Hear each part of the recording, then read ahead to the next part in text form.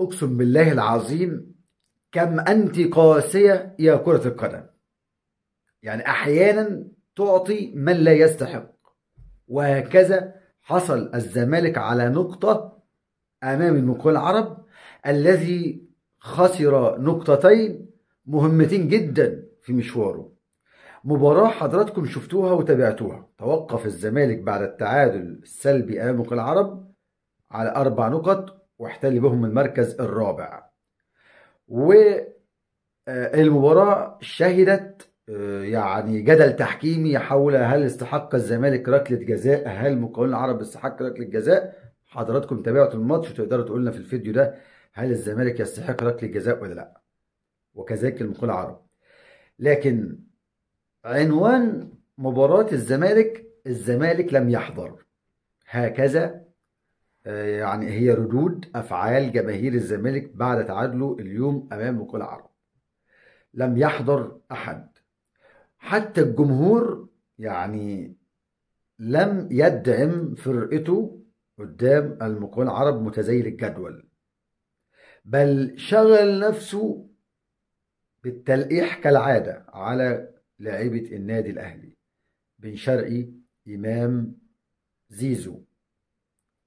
منين بقى تقول لي أصل أنا جمهور الملكي والصفوة والأوفياء وي وي وي وانت فرقتك النهارده مش قادرة تأدي ربع الأداء اللي كان قدام سيراميكا كليوباترا؟ فبالله عليك، يا ترى إيه سبب تعادل الزمالك النهاردة؟ هل الحكام، ولا الأهلي كالعادة كشماعة بالجبار؟ هل الدولة اللي قالت الزمالك ما يكسبش؟ ولا هل حضور وش السعد في المدرجات؟ ولا إيه ولا إيه ولا إيه ولا إيه؟ بالله عليكم قبل ما ابدا الفيديو ده، ومش هطول على حضراتكم 5 دقايق بالظبط، اتمنى من حضراتكم تشتركوا في القناه، فعايز الجرس اضغط لايك عشان يصلك كل جديد. مباراة اليوم ما هي الا هديه، وما زال النادي الاهلي يستقبل هدايا الزمالك على طبق من ذهب.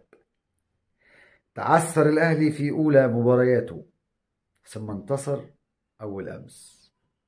ثم جاء الزمالك بعد انتصار، طلعوا بالمدرب للسماء وقالوا صفقات الزمالك سوف تجني ثمارها في اولى مباريات الدوري، وسيحسم الزمالك الدوري و وبعد تعادل غير مستحق للزمالك امام فريق مجتهد اسمه المقاولون العرب، اثبت جدارة لعيبته.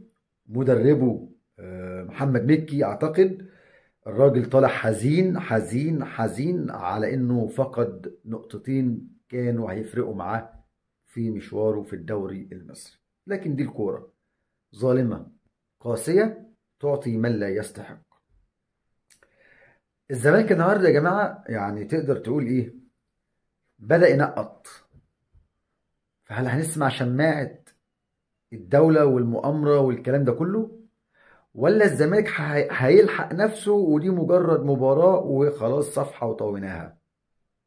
الإجابة عند أغلب الزملكاوية العاشقين المحبين لنادي الزمالك.